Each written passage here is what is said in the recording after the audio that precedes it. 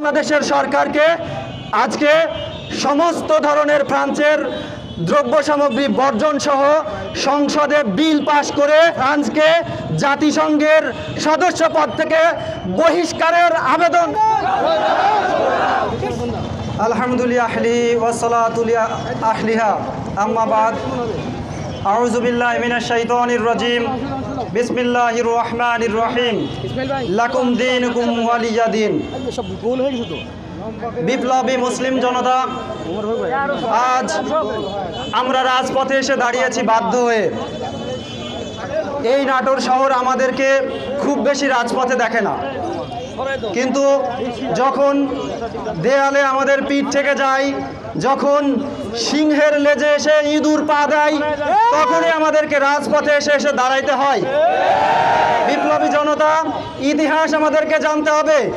1942 সালে যেই মুসলিমরা ফ্রান্সকে জার্মানির আক্রমণ থেকে ধ্বংসের দ্বারপ্রান্ত থেকে তুলে এনে আজকের পর্যায়ে দাঁড় করিয়েছে, যেই মুসলিম 1942 সালে ফ্রান্স গঠনে প্রধান ভূমিকায় ছিল, আজকে সেই ম্যাক্রো সরকার এবং তার তথাকথিত সেই সাময়িকী শার্লি হেবদো মুসলমানদের বিপক্ষে অবস্থান নিয়েছে।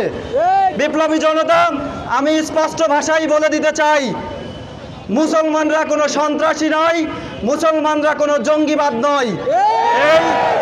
এই ম্যাক্রো, এই শার্লি হেবদো সাময়িকী আমাদের প্রিয় রসুল, আমাদের প্রাণপ্রিয় নবী, তাকে পর সেই 15 সাল থেকে শুরু করে একের পর এক কমপক্ষে 12টি কার্টুন করে ব্যঙ্গচিত্র প্রদর্শন করেছে। একজন ইমানদার মুসলিম হিসেবে আমরা যদি এর বিপক্ষে অবস্থান না নেই, তাহলে আমাদের ইমানের অবস্থান কোথায় থাকে, আমাদের ইমানের কোন অবস্থানে থাকে, এটা কিন্তু বলার অপেক্ষা রাখে না। কারণ কিছুক্ষণ পূর্বেই কিন্তু আমাদের এক সাথী ভাই হাদিস বলে গেছেন, ইমানের পরিপূর্ণ অবস্থা ততক্ষণ হবে না যতক্ষণ রাসূলকে পরিপূর্ণরূপে নিজের জীবন থেকে ভালোবাসা না যায়। আমি পরিষ্কার ভাষায় বলে দিতে চাই, সেই দিনের সেই শিক্ষকের হত্যা এটা কোনো সহজ ঘটনা ছিল না। আর সেই শিক্ষকের কার্টুনকে ব্যঙ্গচিত্র দেখানো হয়েছিল ভাষার স্বাধীনতা হিসেবে, বাক স্বাধীনতার উৎস হিসেবে, বাক স্বাধীনতার প্রতীক হিসেবে। আমি বলতে চাই, আজকের তুরস্কের সরকার প্রধান, তুরস্কের প্রেসিডেন্ট মাত্র একটি কথা বলেছিলেন, যারা রসুলকে বিদ্রূপ করে অন্য জাতির উপরে সম্মান প্রদর্শন করতে পারে না, এইরকম একজন প্রধানমন্ত্রী হওয়ার যোগ্যই না, তার মানসিক চিকিৎসা করা দরকার।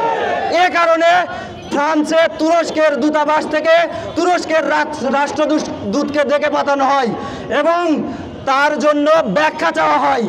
আমি বাংলাদেশের সরকারকে বলতে চাই, এতটুকু একটা কথার জের ধরে যেহেতু ফ্রান্সের সরকার তুরস্কের দূতাবাসে তুরস্কের রাষ্ট্রদূতকে ব্যাখ্যা চেয়েছেন, আমাদের বাংলাদেশে ফ্রান্সের রাষ্ট্রদূতকে ডেকে সেই তথাকথিত ফ্রান্সের সরকার কেন এরকম একটা অপরাধ করলো, মুসলমানদের বিরুদ্ধে অবস্থান নিল, তার ব্যাখ্যা চাওয়া দরকার কিনা ভাইরা?